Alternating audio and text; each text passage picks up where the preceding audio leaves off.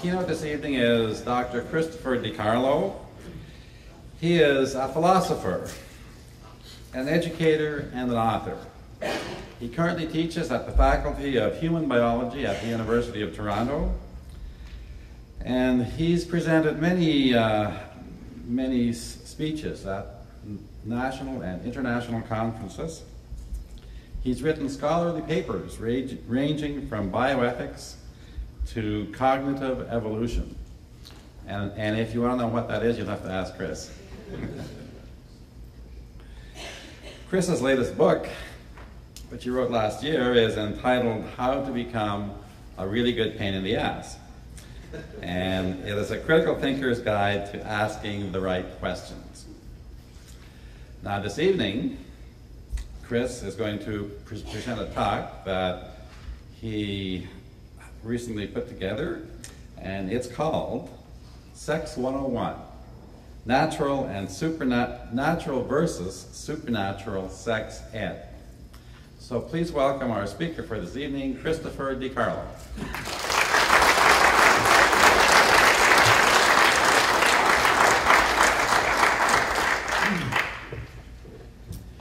Well, good evening, everyone, and thank you again for having me back to speak at a Humanist Canada conference. I very much enjoy coming to these conferences, and we very much enjoy Montreal. It's a beautiful city.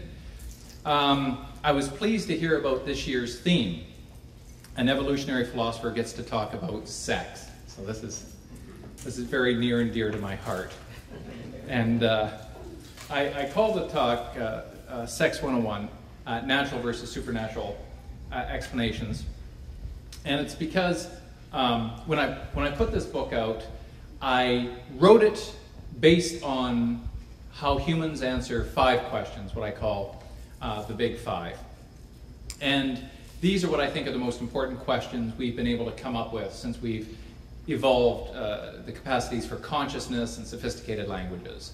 And they are, what can I know? Why am I here? What am I? How should I behave? And what is to come of me? And I think the way in which people answer these questions tells you an awful lot about themselves, because how you answer them trickles down and it affects the way in which we answer other questions about health, commerce, law, and even sex. And so tonight what I'm going to look at is I'm going to focus on question 4, on how should humans behave. But specifically, how should we behave sexually? How should it be taught? How should we live according to various systems? And I'm going to look at the way in which science and cultural organizations look at the question of sex and how we should behave.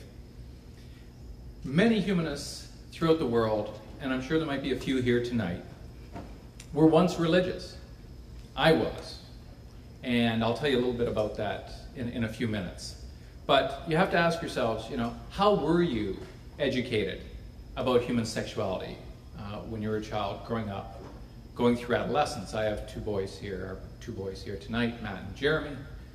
And they've been raised in an entirely humanist, secular household.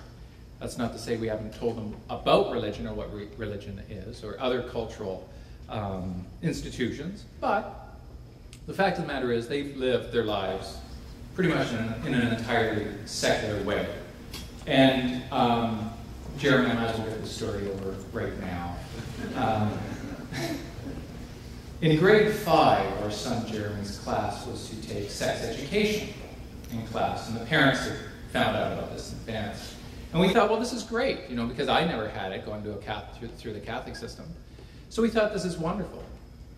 And the day they started, we got a telephone call from Jeremy's teacher who said, Mr. DiCarlo, yes. Everything's all right. Everything's fine. I said, what's going on? She said, well, we started our sex ed unit today. And I said, oh, yes. And I asked the class if anyone knew anything about sex. Oh, no. So I pulled, a John Stewart. Go on. In 5 minutes, your son pretty much covered all of the material that we were to do.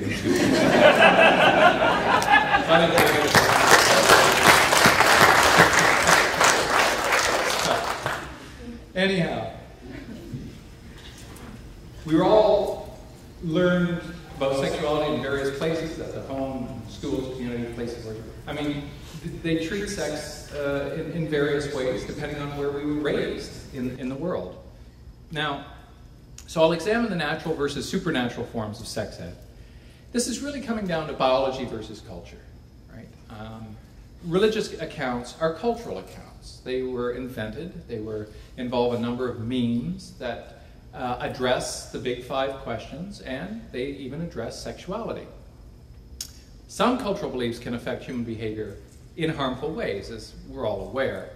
And this is largely due to ignorance and dogmatism, blind faith, and so on and so forth. Now, these beliefs do continue to affect the ways social policies, laws, and other aspects in our lives that will affect how we live and how we can live within given communities throughout the world. So, what is our role in this as humanists? What are we to do? What is our responsibility? What is our duty or obligation? Well, it's really compassion guided by reason. This is one of the central tenets of humanism. Okay, so then we have an obligation to understand human sexuality as best as we possibly can, to educate accordingly, but to also be compassion guided by reason. So, my personal experience, I grew up in a religious household. It was Roman Catholic. I was born, baptized, and raised Roman Catholic. I was an altar boy for 5 years. As I've said in past talks, I considered the idea of the priesthood as a vocation until puberty, and then that changed. I did not receive any sexual education during primary school. A little bit they dabbled with after Vatican II in middle school, and by the time I was in high school, I was in the public school system. I was the first child in our family who did not go to a Catholic high school. Now, most sex ed that I got came from my older brother, Mark, whose nickname is Mick. And that's really where I learned a great deal about sex ed. My mother once told us, you know, having sex with a condom is like taking a bath with your socks on. Because we would have discussions, you know, later in high school and university, we would have discussions about human sexuality and whatnot. And, you know, we would ask our parents various questions and whatnot. And she had this interesting but strictly Catholic view of human sexuality in terms of oral sex or response. Never gave it. Never got it. My father, much less religious. My mother had reminded us of a menage a trois he had before they were married.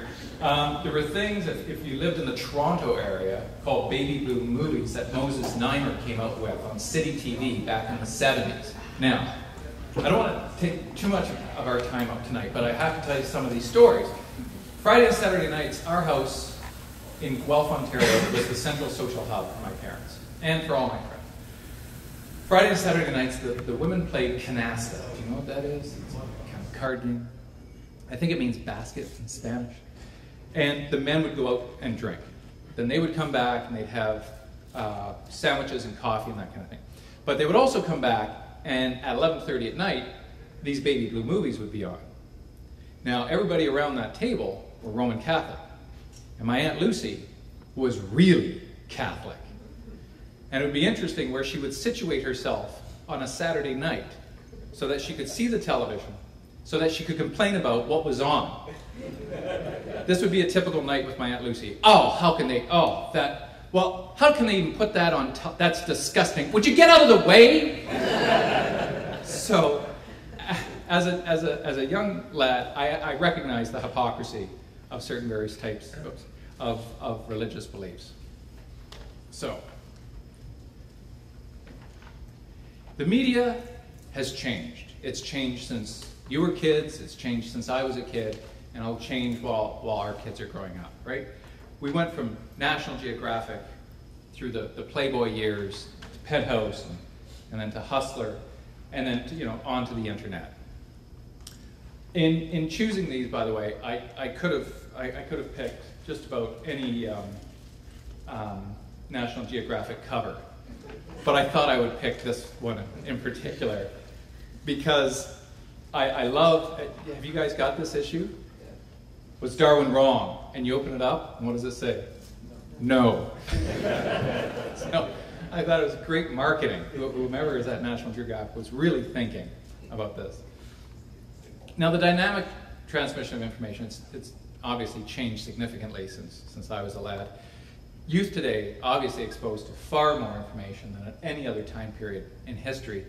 Population has grown, and secularism has been on the rise. Yet, the majority of the Earth's population is still guided by religious beliefs. And we have to try to determine how are we going to educate, how are we going to guide with reason and compassion, right? In regards to tonight's topic, let's talk a little bit about sex. Let's look at the natural account, first of all. What is sex? But it's a natural phenomenon between species for propagation and survival. Any biology textbook is going to tell you this. Asexual reproduction preceded sexual reproduction. Thanks, Rob. That is in reference to Dr. Rob Buckman, the late, great Dr. Rob Buckman.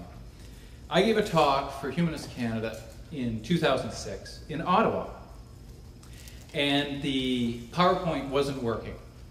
And so Rob Buckman stepped up and he said, can you print off all of your slides and we'll make transparencies? And I'll flip them on an overhead for you. I said, really? That's great. And I was talking about chimpanzee behavior, and you may have heard me talk about this before, where pantroglodytes have an alpha male who has a harem of females. And he's pretty much the only one who's going to mate with those females, unless a lesser male figures out a way around this. And there's a name given to this particular type of male, and the term is sneaky fucker. Because that's exactly what he is. And I can show video footage of this. We're not hooked up to Wi-Fi, but there's video footage where the female leaves the harem and meets with this kind of midline male, and they have sex and they part their ways. And if she becomes impregnated, then guess whose genes get passed on? You see, not the alpha males, who's big and strong, but the sneaky fucker who's going to pass on those sneaky fucking genes. So we're flipping these, and just before I say it, Rob Buckman stops me and says, oh, I've always wanted to see this. Look at that, sneaky fucker.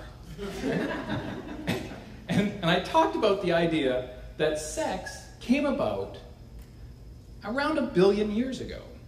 There were prokaryotes and there were eukaryotes, there were single-celled organisms, there was asexual reproduction. But by the time sex came along, it was only 1 billion years ago. The Earth's been around for about 4.6 billion. But microfossils indicate that sexual reproduction came along at about 1 billion years ago. Once sexual reproduction came along, that changed everything, because now you have a huge proliferation of swapping of DNA, essentially, which increases the likelihood of diversification and speciation and so on and so forth. And at the banquet that year in 2006, Rob Buckman came over to our table, and you might have heard this story before. He said, Dr. DiCarlo, is it true sex came along 1 billion years ago? And I said, yeah, give or take a few million years ago. Why? I bet it happened on a Saturday night. Thanks, Rob. Charles Darwin, some of you may have heard of. He talked about natural selection. But he also later talked about something very powerful, sexual selection. And that is to say, in biology, females tend to hold all the cards. They tend to control the pace at which mating takes place. And throughout the biological world, they control who gets to have sex. And there are certain characteristics that they look for in terms of a mate. And if their mate has those characteristics, then mating takes place. And if it doesn't, they wait or move on or try to find others. So, in humans, sexual activity is extremely complex and extremely varied. It's enjoyable. It causes the release of specific neurotransmitters in the brain, adrenaline, dopamine, oxytocin, or the cuddle neurotransmitter, vasopressin, the stick-around neurotransmitter, and serotonin. These are just a few. Helen Fisher has done excellent work in this area from Rutgers University. If you want to learn more about human sexuality, I would recommend some of the work that Helen Fisher has done. Human sexual pleasure, like the enjoyment of eating, is short-lived, but often sought. There's really no such thing as a 4-hour orgasm. If there is, see me at the break. I'd like to develop this technique. Now, we have evolved as a species to enjoy sex so that it gets us to, we keep doing it again and again and again. And in this way, we propagate our own species for the purposes of survival. Now, if sexual activity wasn't pleasurable, if it hurt, right, we would not be as inclined to do it, and the likelihood of our survival of our own species would go way down. So if you're ever wondering why it feels so great, it's to get you to mate. It's to get you to reproduce. Now, the physiology of men and women is different. There's no question about that. And there are different ways in which we can each experience sexual activities. Women can have multiple orgasms, none at all. Men, basically, they vary the frequency of the number of orgasms they can have in a given day or week or year. Why, then, would women orgasm at all? This is one of the questions I sometimes ask my students. We know men need to ejaculate. We need to have that DNA enter into the vaginal canal, into the cervix, and reaching and fertilizing the egg. But women, why should they orgasm at all, right? Has nature got it wrong? Did Darwin get it wrong? No. There are a number of different hypotheses for why women should orgasm. It's an incentive, obviously, for sexual activity. It produces pleasure. At the height of sexual arousal, that's when women are most fecund. A woman will be at her horniest while she is still ovulating. That's pretty much a given. There's the uterine upsuck hypothesis. Robin Baker and Mark Bellis in '93 were able to actually film what is going on inside a woman while she is having an orgasm. And basically the cervix spasmodically dips downwards during orgasmic contractions, thereby pulling sperm up into it.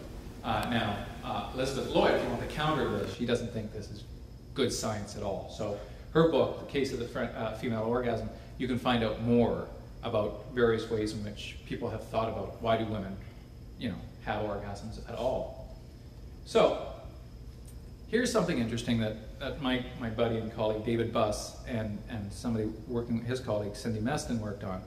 They're at Austin at the University of Texas, and they surveyed 442 people. They've since surveyed far more than that, but in this first round, these people were aged 17 to 52. And just one question was asked. What are all the reasons why you, or those you know, have engaged in sexual intercourse? And they explored the myth that men and women are emotionally very different, right? That women have sex to become intimate, men become intimate to have sex.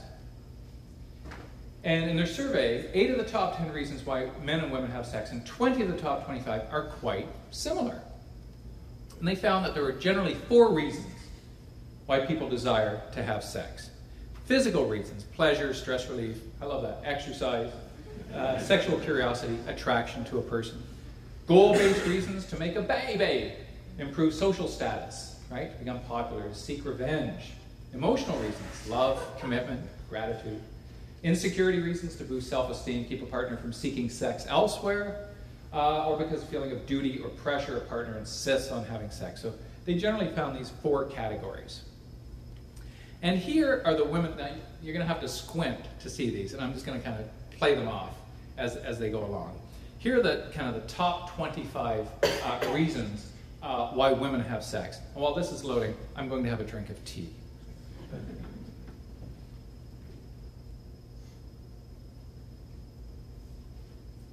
So, I felt attracted to the person. I wanted to experience physical pleasure. It feels good, show my affection. So I felt horny, it's fun. I realized I was in love.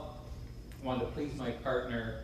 Emotional closeness. I wanted an orgasm. It's exciting, it was adventurous. I wanted to feel connected to the person, and so on and so on and so on down the list. So those are the top 25 for women. For men, it's surprisingly similar in some ways. So, again, feelings of attraction, obviously pleasure, Let's see if I can get right to the end of this. I just do that.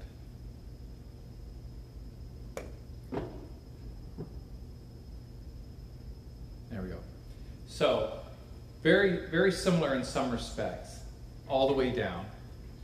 And then, what they found is that women and men gave the same priority to horniness at number 7, almost the same to expressing love, 5 for women, 8 for men, and feeling closeness or intimacy, 12 for women, 14 for men. So, not as different as you might think until you start to look at other factors.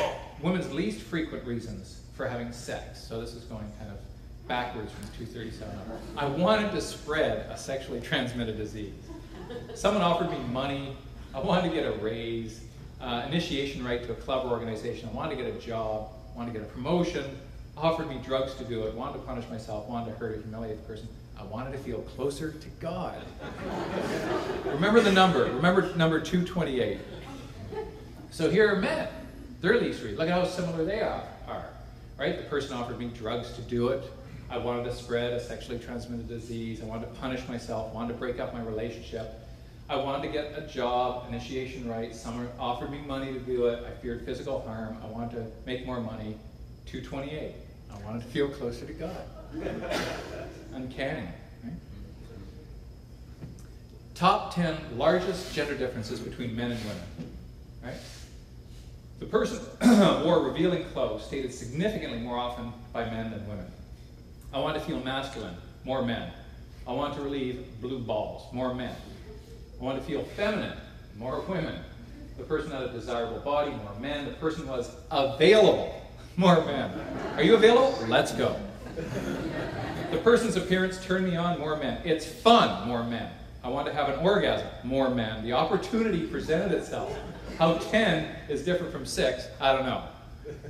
The opportunity's there. Are you available? Okay. So that's the difference between men and women. So then they come to this conclusion. Men were much more likely to have sex based on women's physical characteristics. Desirable body, attractive face.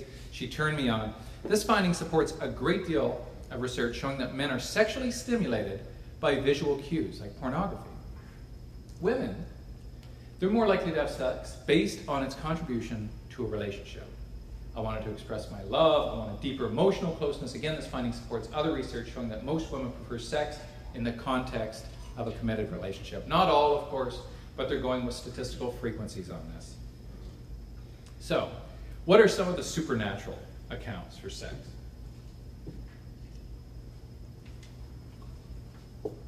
Well, for Catholics, the purpose of sex is for procreation. And procreation pretty much is it. Catholic courses are taught on human sexuality before you are wed. People I know have taken these courses and were told that that's the essential reason for having sex. And the man who's about to be wed in the Roman Catholic Church had already had a vasectomy. So, it just seems so incredibly hypocritical. Now, there are many other Christian sects that are not as strict as Catholicism. And if we had Wi-Fi, I would play you this. And this is a scene that I'm sure many of you have already seen from a little movie we like to call The Meaning of Life by Monty Python, the crew of Monty Python, to which Rob Buckman was an original member. And in the scene, it just shows the differences between Catholics and Protestants. So the Catholic father, he comes home, I think it's Michael Palin, and he says, kids, and there's dozens of kids in the house. The mill shut down, I'm out of work, I've got to sell you all for medical experiments. And the kids are sorry about this, and he said, well, it's because we're Catholic, you know. Every sperm is sacred. And then they go on this huge song of how every sperm is sacred. Let the heathens spill theirs on the dusty ground, and God will punish every one of them for every sperm that cannot be found. Right? It's very powerful. And then as they're all marching out the door on their way to be sold for medical experiments, you see, is it Graham Chapman, who's the Protestant, looking out the window, saying, look at those bloody Catholics with all those bloody kids filling up the bloody world that they can't bloody well feed. Well, what are we then, dear? Protestant, and fiercely proud of it. why do they have so many children? Because every time they have sex, they have to have a child. And she says, that's the same for us. What do you mean? We've had sex twice and we have 2 children. And then he goes on to say, but we don't have to. Oh, we don't? No, I can put a little rubber thing on the end of my John Thomas, so it would not impregnate you. Really? Well, why don't you? Well, that's not the point of it. Right? And then he goes on to say, that's what being a Protestant is all about, buying condoms. Right? So. Other non-Catholic sects of Christianity can be extremely hostile and oppressive towards human sexuality, and we don't have Wi-Fi, and there's no way I can impersonate this particular scene. I don't know if you've ever seen the movie Carrie. It was a Stephen King novel and then made into a movie. Carrie apparently has telekinetic powers, but her mother is a very religious, very fundamentalist Christian, and pretty much abuses Carrie, forces her into a closet to pray. When Carrie has her first period, she comes home, and instead of being sympathetic and explaining to her what's going on, to her body, she basically beats her and gets her to recite that Eve was weak, that the first sin was intercourse, that you're now a woman, that you have sinned or you would not have menstruated. I mean, it's a very powerful scene, and locks her in the closet screaming to pray for her sins, that she has, sinned against God for becoming a woman and having her first menstrual period. Very, very powerful. And, how much more disturbing is that scene than some of the things we actually see in the world around us every day, right? So, I don't know if you've seen Jesus Camp or not. The indoctrination of children can be pretty powerful. To move these kids to tears over, what, seems like a very, should be an entirely different message, but the indoctrination is I would say, child abuse. It pretty much is. It doesn't verge, it is child abuse. And then, of course, Nate Phelps' family and, people who are just, so homophobic. I am going to be talking about sodomy a little bit later, and why it is such an aspect that humans have great difficulty with. You see Israeli children signing bombs that are going to kill Palestinian children. And of course, Pakistani women who have acid thrown on them simply because, for whatever reasons, of not living up to the norms or dictates of a strict Muslim particular faith. So how much more disturbing are those scenes in movies than real life? Or now, of course, we have this. Right? Chick-fil-A. So we have Gary Cathy, he's the president, and he's basically, I guess I can say he's come out and said that he doesn't approve of same-sex marriage. And did you guys hear about the protests that happened in the U.S. today? So a lot of gay couples went to Chick-fil-A's and then just started a kissing protest inside. And you have to applaud that, right? By the same token, it made me think, how many of the individual owners of franchises are probably pretty cool and think that this guy is just a clown? You know what I mean? That think he's just, homophobic. He should keep his ideas to himself. How more divisive are we seeing things in the U.S. than what's going on right now? I just have to grab something from my briefcase.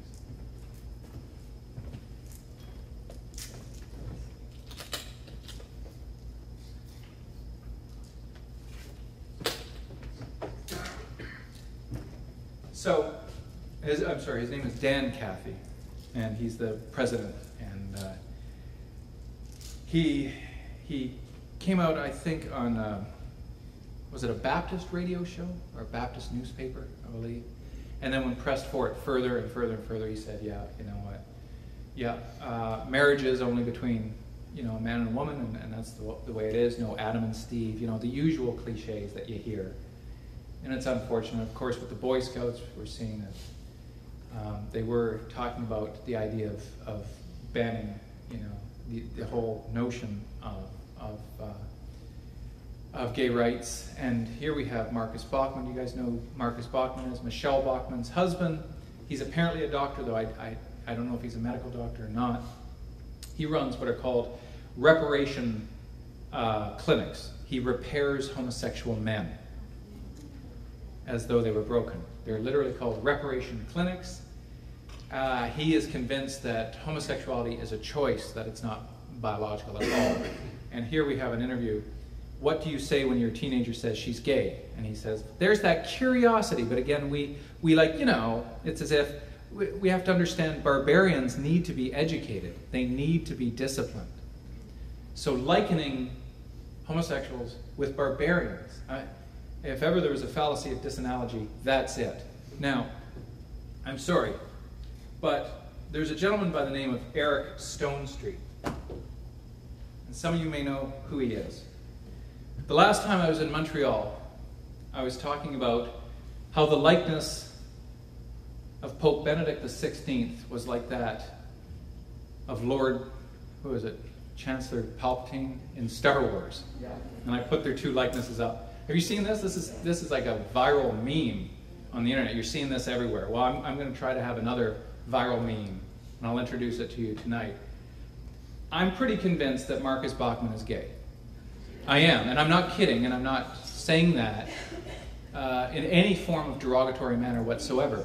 I just don't think he has dealt with it, and I think he is running from it, and I think he is scared, and I think he got married because he's afraid of it, and I think he will someday come to realize that.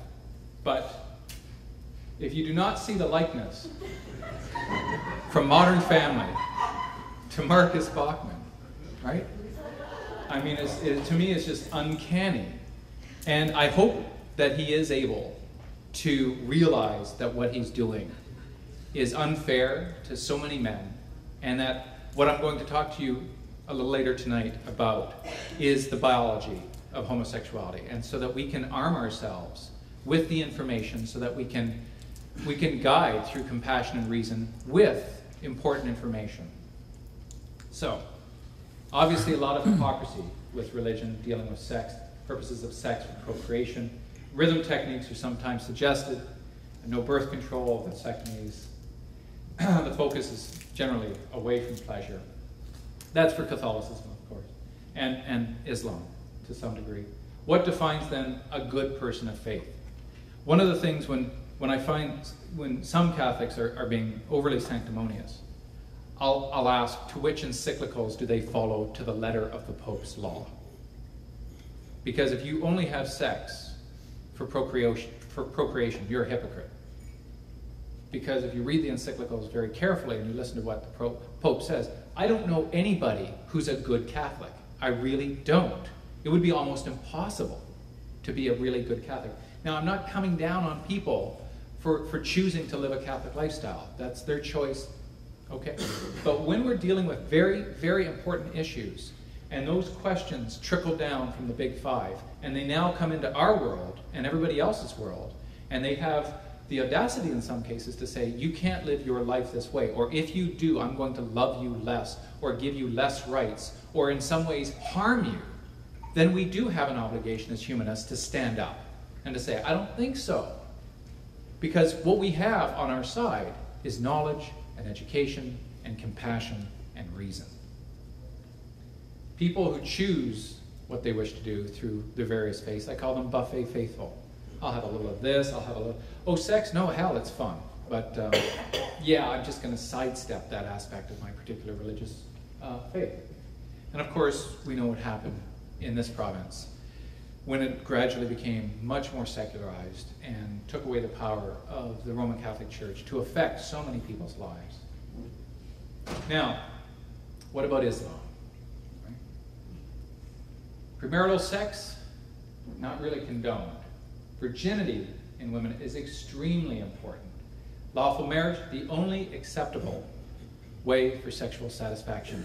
It is a great sin for a man to place his semen in a womb that is unlawful to him. So no premarital sex. There is no greater sin, and you hear this a lot in the Quran and the Hadith. You hear this stuff a lot. There's no greater sin. There is no greater sin. How many no greater sins are there? Right? After the sin of associating partners with Allah, Then for a man to place his semen in a womb, private part of a woman, that is unlawful for him to place. And you see this time and time and time again. In terms of marriage, if a male Muslim is too poor to marry, he is commanded to chastise himself. No soup for you, no sex for you. Right? Allah, right, states in the Quran, let those who find not the wherewithal for marriage keep themselves chaste until Allah gives them means out of His grace. So if there's a lot of lonely Muslim males out there, and I'm sure there are millions, and they have to follow this, what's going to happen when biology meets culture? With adolescent males, what do you think is going to win out? How is that going to become manifested? Right?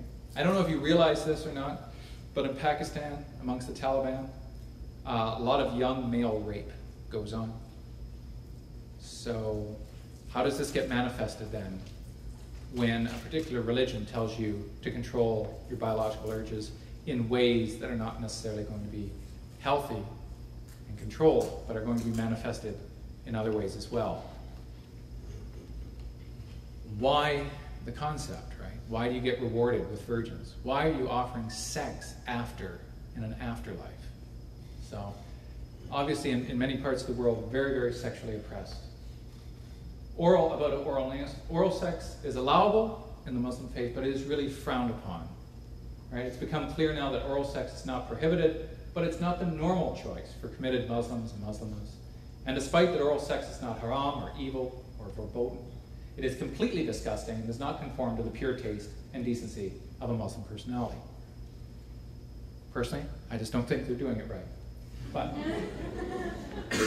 two forbidden sex acts, anal sex and sexual activity while your wife is menstruating.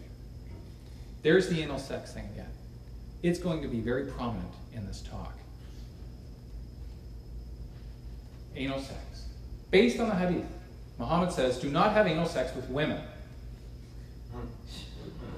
Muhammad also said, Allah is not too shy to tell you the truth. Do not have sex with your wives in the anus. Allah says, right? Or Muhammad says, Allah will not look at a man who has anal sex with his wife. What if this guy ever made it to this theoretical heaven? Allah, whoa, dude, I can't look at you. Right? Think about that. Like, that's some serious ways of dealing with a particular sexual act. And there are different reasons for why, but nonetheless, you're going to see how this creeps into the disdain for homosexuality. Obviously, you see all kinds of things online about anal sex. Homosexuality. I'm going to focus on this issue now because I find it to be one of the most divisive amongst those who are more liberal-minded and those who are more religiously driven. The natural or science-based look versus the supernatural, and I'm just going to look at Christian and Muslim views. Why? Because they're almost half the world's population. Supernatural accounts of homosexuality.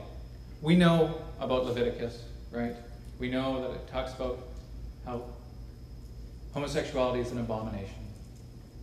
We know if a man also lies with a man, right, they shall surely be put to death, right? When somebody says, I believe every word of the Bible, really, really, do you? How much so? At what point? What if your son is homosexual? Do you still abide by this? Right? What if your brother is? Or a cousin? Or a person you really admire and respect? Are you still going to go along with this? The Old Testament, Sodom and Gomorrah, citizens wanted to have homosexual intercourse with two of God's angels. I still don't even know how that's possible. They're angels, right? Aren't they made of different stuff? Like, I don't even know how that would physically take place. It's not Jesus in the New Testament, predominantly Paul, right? In the epistles discussing homosexuality. In Romans, the men leaving the natural use of the women burn in their lust one toward another, men with men working in sin, receiving in themselves that recompense of their error which was due. Be not deceived.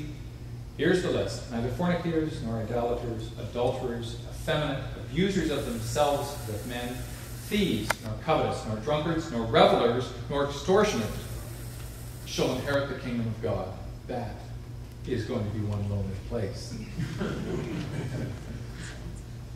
Great Christian philosophers and theologians, St. Augustine, claim that in order, I don't know if you know this, in order to avoid homosexual advances, one is permitted to commit acts which in other circumstances would be considered a sin. So you can lie. And it's okay, because you're avoiding the anal sex. Aquinas claimed that natural law regulated the entire world, which was a part of God's eternal law. He didn't ask the central question, right? How do things work? He wasn't a scientist. Instead, he said, what are things for? This is known as the teleological aspect, right? For what ends do these things serve a purpose? Sex exists for the procreation and raising of children. And when you just look out into the world, you might say, yeah, of course, that's what sex is for. That is why God made us sexual beings, and this is the end towards which we must strive to avoid violating natural law. Aquinas and Augustine and Aristotle very much influenced the development of the Catholic Church. Aquinas, since homosexual encounters do not lead to children, it has to be wrong. All lust is immoral, but homosexuality is doubly condemned because they conflict with the natural pattern of sexuality for the benefit of the species. These acts are unnatural vices, vitae contra naturam. 4 types of such vices, the worst in Catholicism: masturbation, bestiality, homosexuality, and sex acts where the natural style of intercourse is not observed as regards the proper organ or according to other rather beastly and monstrous techniques. Very descriptive in one sense, but still leaving you wondering, well, what kind? Where's the book? Order of depravity. Bestiality is the worst, then homosexuality, then lechery, then masturbation.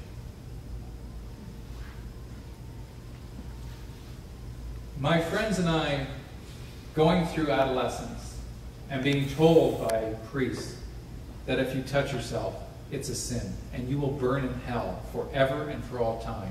How is that not child abuse? How is that not in some way a form of harming a child? And then if they do it, they're now thinking for the rest of their lives, that's it.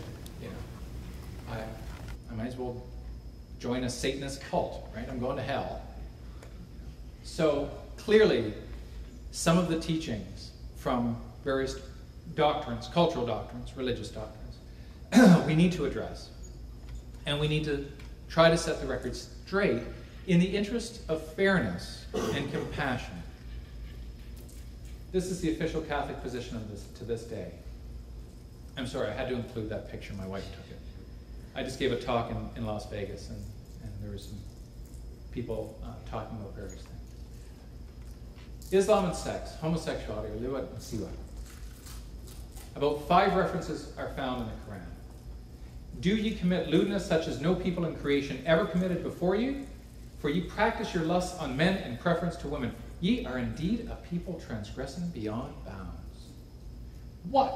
Of all creatures do you come unto the males, and leave the wives your Lord created for you? Nay, but ye are forward folk.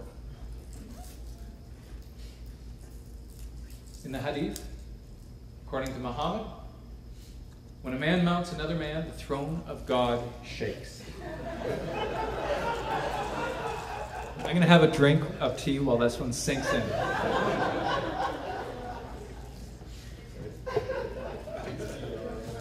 I'm sorry, folks. If I were a gay Muslim male, I'd have that engraved on my headboard. That is cool. This, not so much. Kill the one that is doing it, and also kill the one that it is being done to. So, how will this apply now to those young lads in Pakistan who are being raped? Kill them as well, these innocent children. Really? That's what you would have. And how does that make sense? We need to try to establish universal values, universal morals that apply to everyone, regardless of who they are, what they believe, or where they are in the world. That will put us in a better position to measure the value of human actions, and then to know better how we can tolerate or not tolerate those specific actions, so that we know we have reason and compassion on our side, so that we are better able to care for people and to treat them in a fair manner. There's at least one mention of lesbian behavior mentioned in the Hadith. Sihak, of women as zina, or legitimate sexual intercourse among them. The majority of references in Christianity and Islam to homosexuality is male. Very, very little towards lesbians. Many Muslims believe that homosexuality is not only a choice, but that it never existed prior to the time of Sodom and Gomorrah. I don't know if you realize this. It didn't exist. There were no homosexuals before Sodom and Gomorrah. That's an incredible thing to believe. It is seen by Islamic scholars to be a sinful and perverted deviation from the norm. All Islamic schools of thought and jurisprudence consider gay acts to be unlawful, but they differ in terms of their penalties. Right? The Hanafite school in southern and eastern Asia maintains that no physical punishment is warranted. However, in other places of the world, the Hanbalites in the Arab world teach that severe punishment is warranted. And the Shafi'i school requires a minimum of 4 adult male witnesses before a person can be found guilty of a homosexual act. I don't understand that. What are they witnessing? Where are they? Al-Fatiyah estimates that 4,000 homosexuals have been executed in Iran since 1979. 10 public executions of homosexuals have been performed in Afghanistan by the Taliban army, and that's a very conservative estimate. Ah, yes. The pamphlet.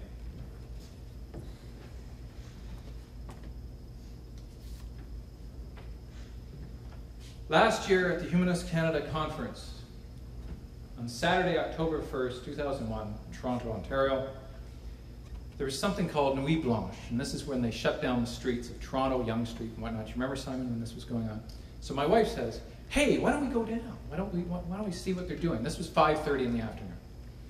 Okay, let's go see them setting up. So we go down. And there was a booth there, and it was dedicated to Islamic teaching. Some come understand the truth of Islam. All right, I say, let's go and see it.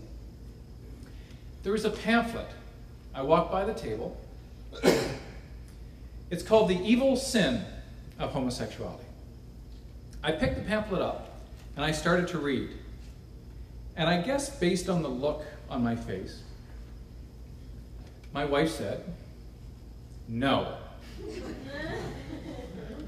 To which I said, yes.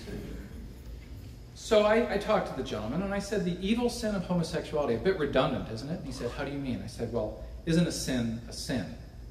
They don't vary by degree. It's like binary. You know, there are sins and non-sins, you know.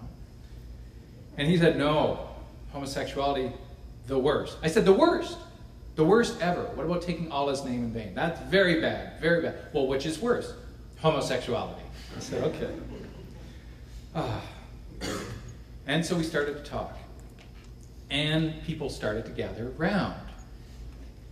And I asked him, do you think homosexuality is a choice? Absolutely. And a perversion against Allah. I said, are you gay? No. I said, how do you know? You haven't chosen yet, have you? He said, yes, I have chosen. How do you know when your choice is up? Maybe you're just kind of seeing how things are with a woman, but you're later going to choose to be with a man. I will never be with a man. I said, so what is the problem with homosexuality? Allah forbids it. Is that the only reason? We need no more reason than that. So we started to talk, and about 100 people gathered around. And my wife kept saying, we gotta go, we gotta go, we gotta go, we gotta go, because we gotta get back for the banquet. And I brought this. I'll pass it around to you. Take a look at it and ask yourselves, you know, and again, please realize I'm not characterizing every Christian or every Muslim or every religious person in a stereotypical fashion. I'm not. But what I am saying is there are parts of the world, and there are even so-called moderates, who do have these feelings in regards to human sexuality. So I'll pass this around. Jeremy, do you want to hand this around?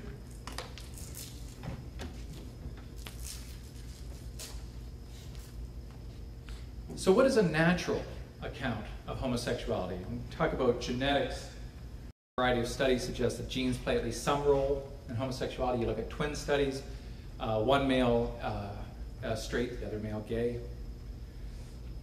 The more genes one shares with a homosexual relative, the more likely it is that one will be homosexual, the hallmark of a genetic characteristic.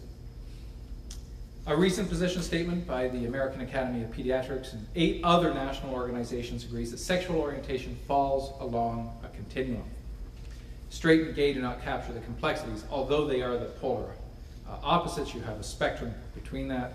Now, for evolutionary reasons, obviously most people are strongly inclined to prefer opposite sex partners because these produce offspring, which perpetuates our species. But between roughly 3 and 7, up to 10% of the population are exclusively attracted to same-sex partners. John Shelby Spong, an Episcopalian bishop, wrote a book called Living in Sin. Why am I quoting a Christian? Because this guy tells it like it is, and he's also a humanist. Current research has shown that homosexuality, far from being a sickness, sin, perversion, or unnatural act, is a healthy, natural, and affirming form of human sexuality for some people. Understanding structure and various functions of the brain, chromosomes, etc., have had dramatic effect on our knowledge of human behavior. Sexual orientation is not a matter of choice. It is not related strictly to environmental influence. It is not the result of an overbearing mother or an effeminate or absent father or a seductive sexual encounter. Researchers are finding that certain biochemical events during prenatal life may determine adult sexual orientation. And I am just going to look at a very small amount of information that is available and that can be made available to all of us. Coral reef fish have a sex change to ensure reproduction.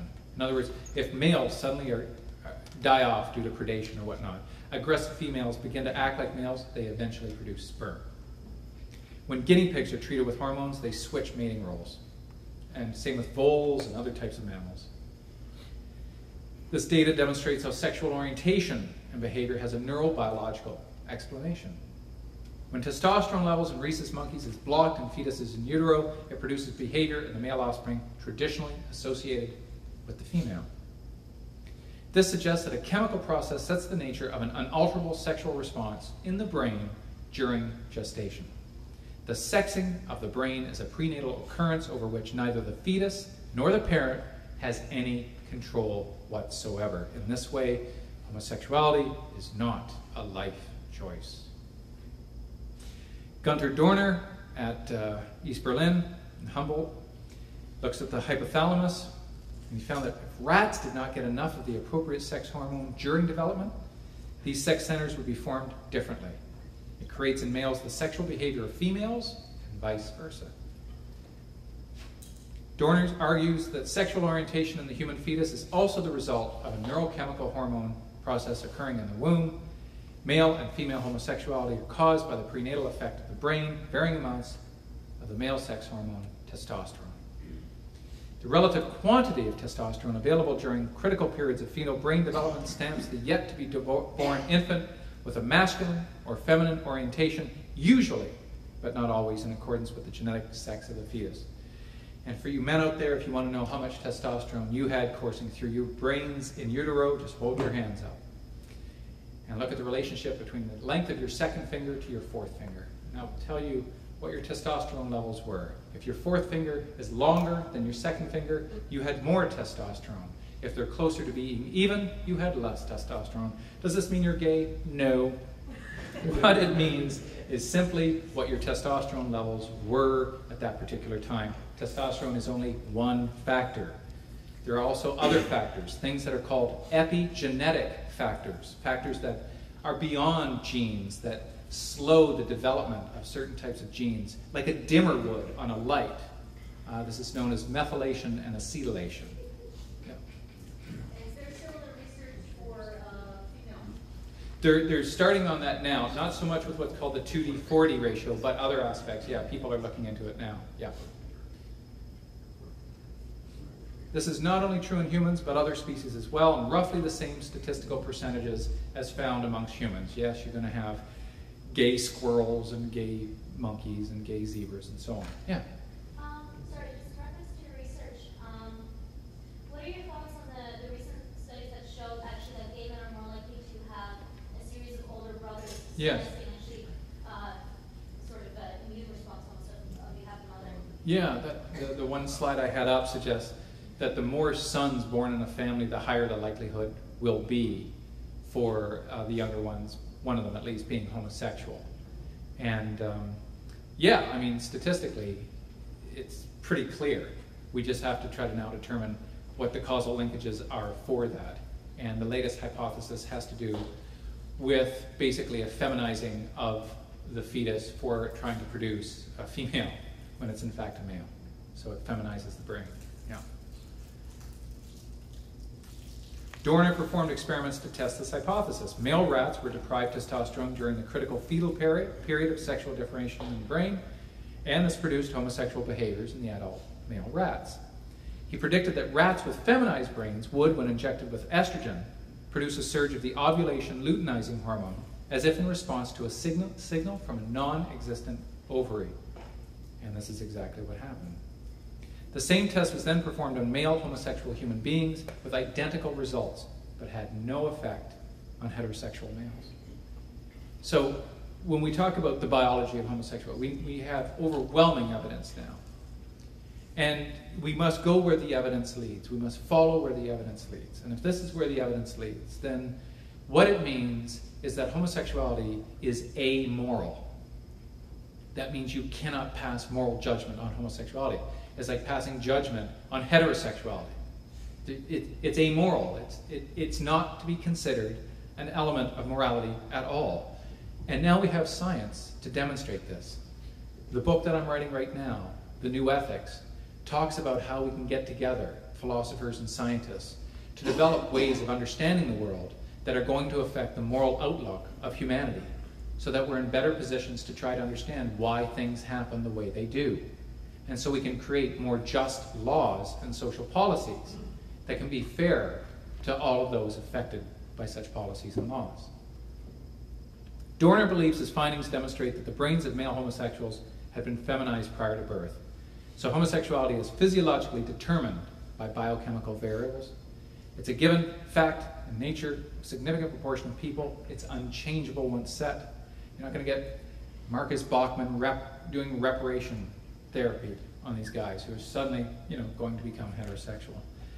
It is not strictly genetic in nature, so it's not just simply be bred out.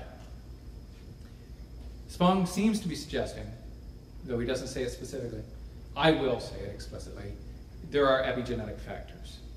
Factors that can lead to developments in gestation. Some of the latest research I'm reading right now is that some genes are reactive in critical periods simply to light. Just the presence of light or darkness will affect the switching on or remaining dormant of some genes. That's incredible that can be done. So there are a lot of other factors that are epigenetic, beyond genetic, that will contribute to the development of human beings. Homosexual orientation has and still is condemned by many faiths as sinful. Such a moral position leaves many gay and lesbian persons living in intolerant nations, communities with no options save denial or suppression. I think the time has come for us humanists to confront such issues as homosexuality and the way certain religions treat them. Cognitive, psychological, and neurosciences have demonstrated the biology of homosexuality, and I think they've done a very convincing job of this. The rights of millions, though, are still being oppressed because of a cultural invention of morality imposed by religious dogma. We must educate the politicians, the religious leaders, and communities who maintain antiquated views about human sexuality, which directly affects the development of social policies and laws, thereby infringing the rights of millions of people around the world.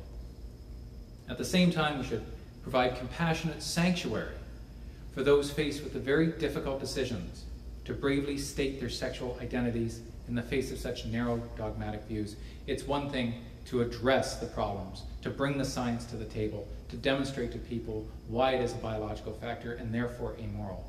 But it is now another thing for those who bravely decide to come out and admit what their true sexuality is in light of the particular communities in which they must live, because they can be ostracized, they can be sent away, they can be harmed in various ways.